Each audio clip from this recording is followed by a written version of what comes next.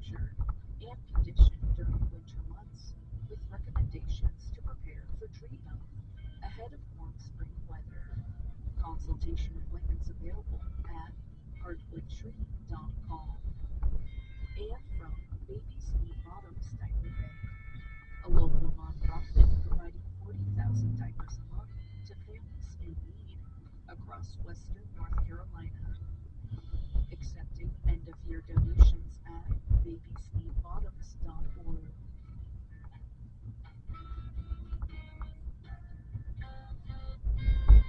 The news cycle seems never ending. I'm Jeff Gordon, CEO and General Manager of Blue Ridge Public Radio. Here at BPR, we are here to help you make sense of it through our national programming and local reporting across Western North Carolina. You stay connected to the world, to your community because of BPR. Please make a year-end contribution today at whatever level makes sense for you. And thank you.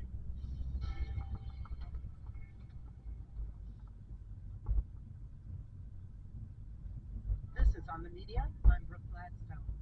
Interpreting polls is tough, even for the most media literate. They can be contradictory. You know, wrong. Their ubiquity may be one of the reasons so many of us, when faced with the news, choose to turn away. But certainly not the only reason. Certainly not these days.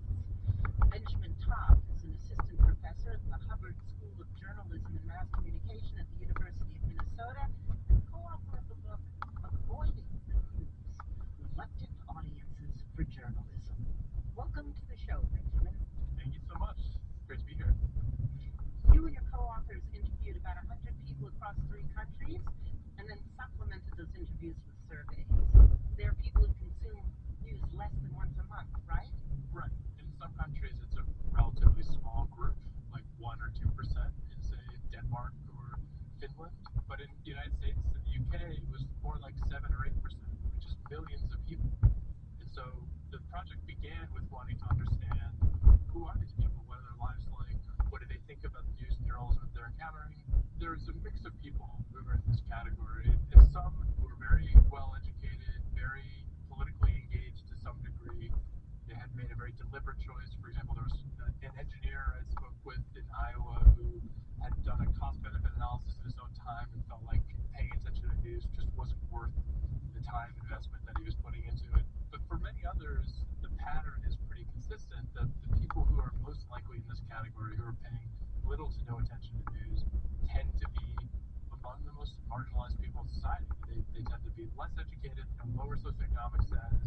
They tend to be already on the margins of society when it comes to engaging, participating in political life.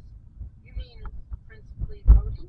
Principally voting, but sort of all ways politically. In a lot of these one-on-one conversations, people would talk about how they found it just so hard to make sense of important political issues going on in their own communities because they felt so disconnected. So, for these people who feel disconnected from the news, you found that that behavior was bound up in other forms of disengagement. Yeah. A lot of these people, for instance,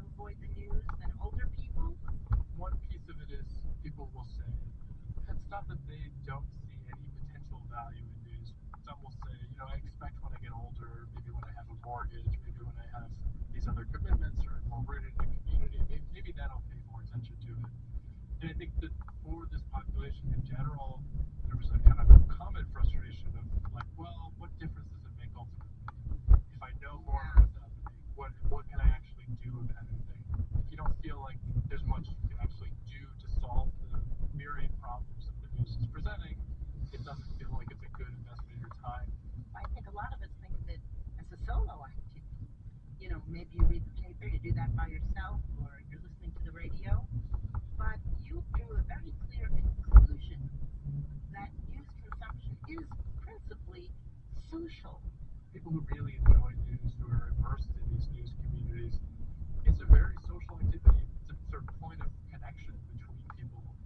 We talk about how to make sense of what you're hearing and sort of process the information. I think it's a really important piece of how we don't allow it to just make us feel as depressed as it might, because we sort of rely on each other to help us feel like, hey, there's maybe something we can do about what we're hearing, but also, a source of strength from those around us as they're having kind of a similar experience. Some people told you that they never developed a routine of consuming news, and they didn't know people who did.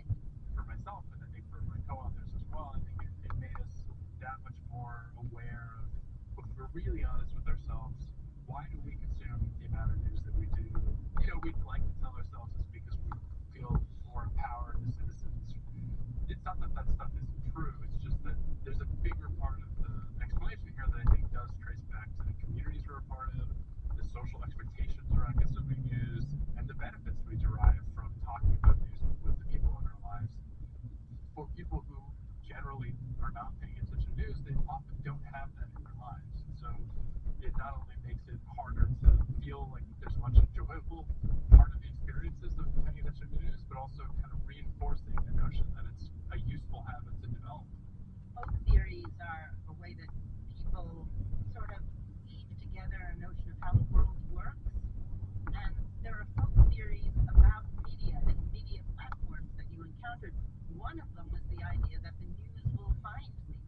Yeah, people have this sense that when they go online, they don't have to seek out the news on their own or even develop their own habits around following news. It'll just sort of find you all by itself. And to some degree, I think those of us who are immersed in very strong communities of other news consumers, we do see a lot of posts by other people we know, other journalists we know, but the algorithms themselves, the platforms themselves, not everybody's experience is going to be the same. And so there's a belief that this is the case that may not be necessarily matched with the reality of one's experience when they do go on these platforms.